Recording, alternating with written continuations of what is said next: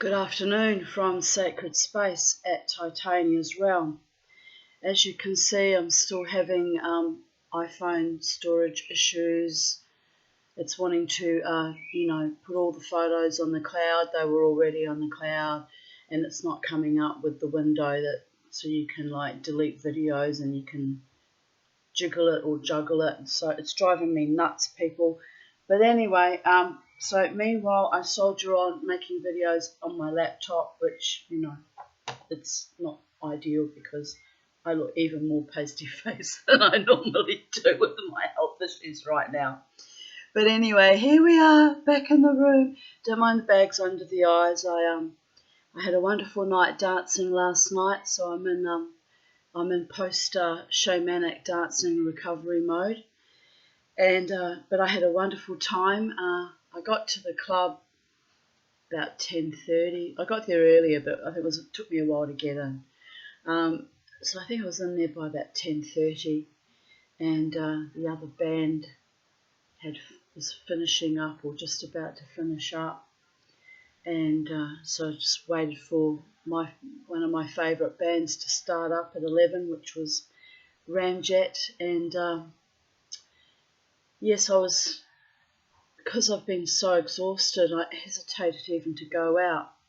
I was struggling to recalibrate when I arrived, and it was very crowded. It's always crowded in the Brooklyn Standard, and so I was kind of having struggle recalibrating and getting into the zone, getting into the vibe, right?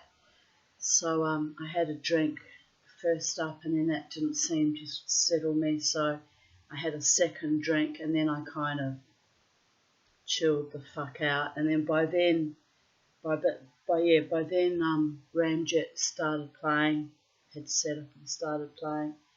So yeah, it was it's good. It's like being amongst friends, you know. I've danced for them and Alter Egos for 13 years, so I am amongst people that I know I can trust when I'm out in the night doing my wild dancing. So yeah, I had a lovely time. I met a woman who had just left a 26-year marriage, and she was terribly excited, and I sort of smiled and said, "Freedom, baby, freedom, welcome to your freedom." She says, "Oh, I still have an amicable relationship with my ex-husband." I said, "Oh, you're lucky if you could manage that." I said, my divorce was so awful, including getting strangled, and I said it was just a nightmare. It's why I never wanted to marry ever again, people. It's just too dangerous for me to ever put myself in that situation ever again. But anyway, because there were other strangulations with other partners that came along after, so there's a reason why I am the way I am today. Too much cumulative trauma. But anyway, she was a lovely woman, and then she looked at one of the security guards and she says, "He's good looking, I'd fuck him." Drunk people, you know. And I just laughed and I said, "He seems to be a very nice man, but I don't know if he's married or not, so I can't advise you if you should go for it or not." I said, "Perhaps you might want to chat to him yourself and ascertain these facts rather than go on my opinions of people." But he is indeed a nice man, that security guard. And so anyway, she was she settled down after that. She said to me later on, because I'm friends with the band and I've been dancing for them a long time. You know, we have a kind of a intimacy based on trust and respect and genuine heartfelt care and support. You know, because I dance for them, but they're the musicians, right? And so she sees Juddy looking at me because I'm also doing my wild dancing. They're watching over me, making sure I'm kind of okay, and then they're kind of responding to the energy I put out, and I'm responding to the energy they put out. So it's a kind of a symbiosis that happens, and of course he's looking at me too because, you know, we're friends from the music scene for many years. So she turns to me and she said, Jodie was wearing these pants that had Star Wars on them. And she said, "Oh, Star Wars seems to really like you." And it's like drunk people always want to matchmake, right? Like, seriously, don't matchmake me. But anyway, I realised what was happening. And she said, "Yes, Star Wars seems to really like you." And she met Jodie. And I said, "Yes." I said, "He does like me, but he has a partner, and I've been dancing for his band for 13 years and the other band for 13 years. So I said, yes, I am liked, but not like that." And she sort of looked at me and nodded, So it was sweet, really. It was quite sweet. And then I was sitting with another younger woman who told me she's 41. Mind you, she looked younger than 41. Could have passed for, early 30s. And she was a very nice woman too. And she said she works as a auto electrician and a qualified mechanic. I said that's a wonderful thing for a woman to have her own trade, and especially working with vehicles. And she randomly turned to me and she said, very nice woman, she said, "You should get a motor van and go travelling all around Australia, Tanya, stay in caravan parks." And she said, "You meet people in all the caravan parks, you might meet somebody that way, and it's a nice thing to do, travelling around Australia." So I get the feeling she's a little bit intuitive or psychic, because I'm always wishing I could travel all around the world, right? I never go anywhere and get anywhere because of poverty. So I looked at her and I said, "That's a wonderful idea." And it's a wonderful idea in theory, but I can't risk losing my housing commission house, and I don't have money to buy a mobile, van. I don't have money to buy fucking anything. And I probably wouldn't be taking such a risky endeavour as to travel all around Australia alone in a motor van anyway, because of my anxiety issues. I said to her, "What would happen if I broke down? It's not like you'd be handy to fix the car in an emergency or fix the van." And she laughed. She said, "Oh, there's always someone in those caravan parks that knows what to do and would help you out." So she's more courageous and adventurous than I am. So I was well impressed. Anyway, it was kind of interesting that we had that conversation about I should travel around Australia in a van and stay in all the caravan parks and be a grey nomad, because I came out at the end of the night to discover someone had backed into my car, but fortunately they only dented my number plate. They didn't actually do any structural damage to the car, because my car's made out of plastic. So anyway, but the lovely person had left a note and said sorry, and was very worried, and I suppose in case there was internal damage done. So anyway, I just jumped in the car and drove home. It drove home fine. As far as I can tell, there's nothing structurally wrong with the motor or anything. So I rang the chappie today. It turned out to be some Chinese man called He, H-E-E. And he said, "I'm so scared and I'm so sorry." It was really sweet. No, look, accidents happen, and you must have a tow ball, because all you've done is put a fist through my number plate, which I said I could take off and hammer straight again. It's not actually a big deal, I said I'm very, very grateful that there wasn't further damage though, because my car being plastic, it would have just crumpled and I would have been without a car. So there is that. The Ein Sof, my car's number plate, equates to the Ein Sof. Was protected again, and still a tiny bit of damage, but nothing to worry about. Phew, very relieved about that. But anyway, I thanked the young man. I presume he's young. He said, "I was so scared. I was going right in a hurry to go to work, and I backed in." I said, "You must have hit me with your tow ball." And I said, "Never mind." I said, "Accidents happen, and there's no major damage, for which I'm very grateful and thrilled and delighted. But I've kept his number in case, God forbid, I find something really badly wrong, and then I guess we'll have to go the insurance route then. But it's not worth the hassle for a number plate. you know, number plate is just a bit of tin you can hammer into shape. So anyway, so it's interesting how we were discussing this young woman and I, Al was her name, travelling around Australia and what would happen if things go wrong. I did have an intuition before I went out last night. I packed my Coles roadside assistance card in my purse, which I never carry when I go dancing. It's usually in my other purse. But I thought, just in case I have a breakdown or something should happen one day, probably pays to have that with me so I know who to call. And because I used to have comprehensive insurance, but it got too expensive, so I've only got third-party insurance, but I paid extra so I could have roadside assistance. So anyway, it's funny, I had that intuition that something might go wrong with the car, and then something kind of did happen to my car, but it was only very, very minor.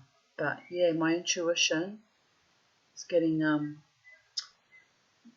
maybe not completely dialed in, because if I was dialed in I would have known that there was going to be an accident of some kind, but dialed in to the degree that I thought I'll just carry that with me. And I've started carrying my Go card, my bus card with me when I go out too, just in the event that there is an accident. And of course that won't help me during late at night. Oh yes, it would if I could take the Nightlink bus.